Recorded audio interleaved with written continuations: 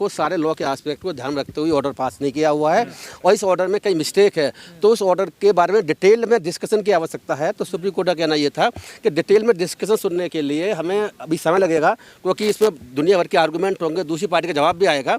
तो जब तक हम प्रोसीडिंग को स्टे करते हैं, जो सेंगर के एडवोकेट थे उन एडवोकेटों ने पूरा जोर लगाया कि स्टे ना किया जाए, लेकिन जो 3 जजों की सुप्रीम कोर्ट की बेंच थी जिसमें चीफ जस्टिस भी थे, उन्होंने कहा नहीं हम इसे स्टे करेंगे, बाद में इसको देखेंगे। सर 2 हफ्ते के भीतर जवाब मांगा गया है। हाँ, जवाब की कोई इशू नहीं, जवाब तो मांगा जाता है। तो जब कोई अपील फाइल की जाती है सिविल फाइल, तो जवाब दूसरी पार्टी से मांगा जाता है, तो वो कोई इशू नहीं है, वो तो हमेशा मांगा जाता है। तो क्या माना जाए आप कुलदीप सेंगर जेल में ही रहेंगे? जेल में रहेंगे। इस ऑर्डर का मतलब ये है, इस ऑर्डर में जो बेल ग्रांट करी गई थी हाईकोर्ट के द्वारा और जो सेंटेंस सस्पेंड की गई थी वो ऑपरेशन स्टे कर दिया गया, मतलब क्रियान्वयन स्टे कर दिया गया उसका। मतलब वो ऑर्डर आज के समय में वो एग्जिस्ट नहीं करता, कुछ समय के लिए टल गया ऑर्डर। वो मतलब आगे हो सकता है, फिर से बेल मिल सकती है, जमानत हो सकती है आगे? नहीं, हाईकोर्ट नहीं कर सकता कुछ भी। सुप्रीम जो भी करेगा सुप्रीम कोर्ट करेगा। लेकिन मैं आपको बता दूं, सुप्रीम कोर्ट लास्ट में सुनने के बाद जो फाइनल डिसीजन देगा, तब तक ये ऑर्डर हाई कोर्ट में खत्म हो चुका है। क्या सर इसे मान लिया जाए पहली जीत है विक्टिम की? हाँ, ये बहुत बड़ी जीत है। आप देखिए ना, पूरे देश में लंबे समय से प्रोटेस्ट चल रहे थे, सभी लोग जो है, हम कल भी प्रोटेस्ट किया लोगों ने, परसों भी किया, 2-3 दिन से प्रोटेस्ट चल रहे हैं। तो ये बहुत बड़ी जीत है, इसमें कोई शक नहीं है। और जब तक सुप्रीम कोर्ट डिसीजन नहीं ले जाता है इसमें, हाई कोर्ट कुछ नहीं कर सकता। तो ये कैंसिल तो नहीं माना जाएगा ना सर? देखिए अभी स्टे तो है ना। हाँ, नहीं, इसको आप समझिए नहीं, कैंसिल करने के लिए सुप्रीम कोर्ट को दोनों पक्षों को डिटेल में सुनना पड़ता है। ये लॉ की पोजीशन यही है। तो डिटेल में सुनने से पहले और रिप्लाई आने से पहले सुप्रीम कोर्ट ने कहा हम इसके ऑपरेशन को स्टे करते हैं, उसके बाद विचार करेंगे क्या करना है। ये जो सर आप लोग तमाम कह रहे थे कि ये जो एमएलए होते हैं ये पब्लिक सर्वेंट नहीं होते हैं, इस पे क्या इस मामले में भी जो है डिस्कशन हुआ, दोनों तरफ से आर्गूमेंट हुए, एमएलए पब्लिक सर्वेंट होता है या नहीं होता है। तो उस पर सुप्रीम कोर्ट ने अभी कोई व्यू नहीं लिया। सुप्रीम कोर्ट ने कहा कि इसे विचार करने की जरूरत है कि एमएलए पब्लिक सर्वेंट होता है या नहीं होता है।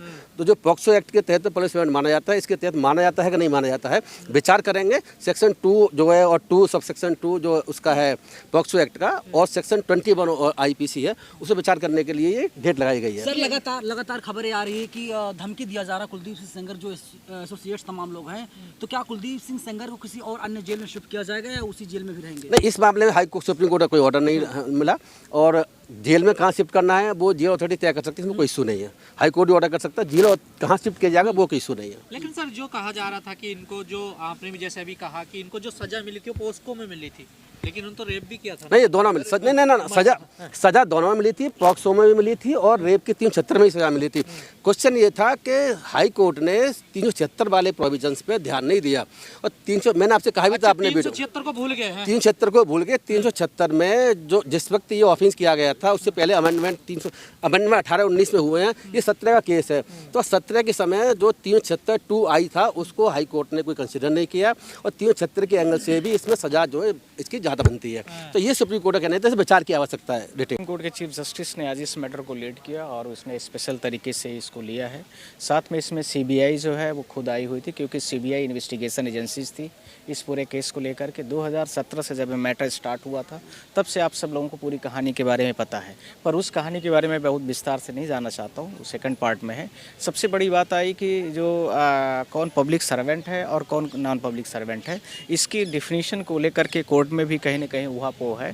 और पब्लिक जो सर्वेंट होता है उसको कोर्ट ने 2 तरीके से देखना चाहते हैं। एक तो वो हो गया जो व्यक्ति मान लीजिए कि पॉलिटिकली तरीके से इलेक्टेड पर्सन है, जैसे एमएलएज और एमपीज, और दूसरा उसी के उदाहरण स्वरूप में आप यह भी देख सकते हैं कि कई बार छोटा भी व्यक्ति होता है, जैसे मान लीजिए चपरासी है और वो सारी चीज़ें हैं। तो सिविल में इन दोनों के लिए प्रोसेस दोनों के अलग अलग है।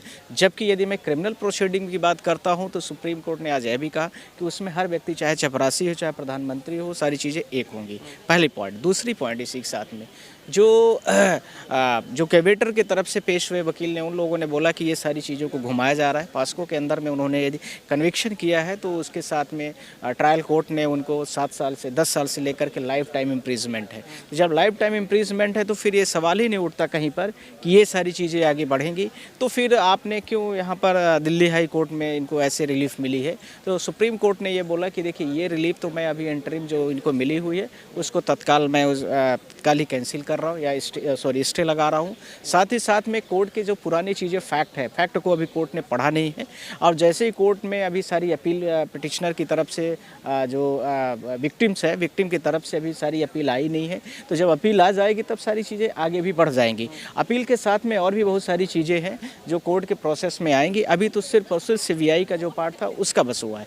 साथ में जो 2017 में जब केस घटना शुरू हुई थी, तो आप सबको पता है कि वो लड़की के साथ किस किस प्रकार की घटनाएं घटी, और इसी के साथ में आपने यह भी देखा होगा कि उसके बाद जैसे कंप्लेन लेके जाती है, कंप्लेन नहीं ली जाती है। कुलदीप सिंह सेंगर जो एक्यूज्ड हैं, मेन एक्यूज इस केस के बनाए गए हैं, उनके साथ में आप लोगों ने देखा है किस प्रकार से पुलिस ने उसके फादर की, लड़की की जो पिता हैं उसको अंदर कस्टडी में रखती है, और कस्टडी में ही उसके पिताजी की वहाँ पर डेथ हो जाती है। और डेथ होते ही फिर उसके बाद वह भी मैटर पुलिस FIR लॉन्च नहीं करती है। लड़की को लास्टली आत्मदाह करने के लिए चीफ मिनिस्टर के पास कोशिश की जाती है। पर इसके साथ में मीडिया वालों ने ही, आप लोगों ने भी जिस प्रकार से इस मुद्दे को उठाया है, खासकर यूट्यूबरों ने, मैंने देखा है जंतर मंतर में भी आप लोगों के प्रयासों को देखा है, वो बड़ा सराहनीय रहा है सोशल मीडिया का प्लेटफॉर्म। और मुझे लगता है कि नेशनल मीडिया ने भी काफ़ी अच्छे से उसका रिस्पॉन्स किया है, क्योंकि भारत देश की आधी महिलाएं हैं तो लगभग आधे पुरुष भी हैं।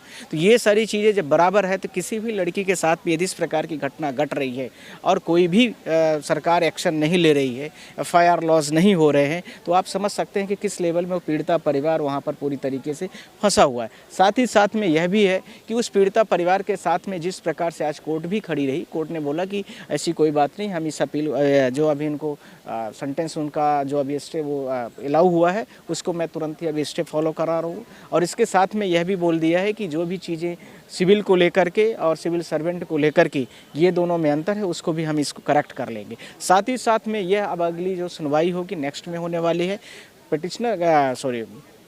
जो विक्टिम है, विक्टिम को अपील फाइल करने के लिए परमिशन दिया गया है। विक्टिम के भी वकील वहाँ पर थे, उनका आरोप था कि हमको नहीं सुना गया है, पर ठीक है, उनको भी अपील में आने की ज़रूरत है। अभी तो कोर्ट कुछ ऐसा ऑर्डर पास नहीं कर रही है, एडवर्स ऑर्डर कोई ऐसा हो नहीं रहा है। तीन सारी चीज़ों को लेकर के मुझे लगता है कि पीड़िता को एक काफ़ी राहत मिली है, काफ़ी रिलीफ दिया गया है। साथ ही साथ में पीड़िता के परिवार और इसके साथ में जो 2-3 लोगों ने पहले एक्सीडेंट में डेथ हुई थी, मुझे लगता है कि उनको भी लगेगा कि भारत देश में न्याय प्रणाली है और उस पर उनको भरोसा करने की ज़रूरत है, और उसमें उन्होंने किया भी है। कुछ जो नेता थे बीजेपी के जो समर्थन में थे कुलदीप सेंगर के, या कुलदीप सेंगर के और जो समर्थक हैं, क्या उनको अब झटका लगा है पूरी तरह से?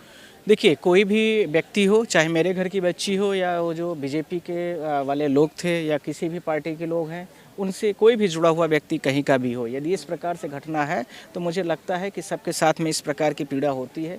और जो व्यक्ति तब उस चीज़ को ज़्यादा समझता है गंभीरता के साथ जब उसके घर में इस प्रकार की घटनाएं घट जाती हैं। मुझे लगता है कि जिस प्रकार से बीजेपी के लोग और जंतर मंतर में गए थे या किसी भी पार्टी विशेष के लोग रहे होंगे, मुझे लगता है कि यदि उनके बच्ची के साथ इस प्रकार की घटना घटे और उनके पिताजी या उनके लोगों को डेथ कर दिया, मार दिया जाए, पुलिस में उनके साथ में इस तरह से व्यवहार किया जाए, फिर जो बचे हुए लॉयर्स हो और उनके घर के रिश्तेदार वगैरह हो, उनको ट्रकों से मारा जाए, FIR दर्ज न हो, तो आदमी तब तक होशियार होता है जब तक उसके खुद की घटनाएं अपने आप पर नहीं पड़ती है। जब आपके साथ में आपके खुद के पास में सब चीज़ें घटने लगती है, तो सारी चीज़ें हर व्यक्ति अपनी अपनी कमान छोड़ के भाग जाता है। और मुझे लगता है कि ये भारत देश के लिए, न्यायिक प्रणाली के लिए, सबके लिए एक समान होना चाहिए और बराबर भी होना चाहिए।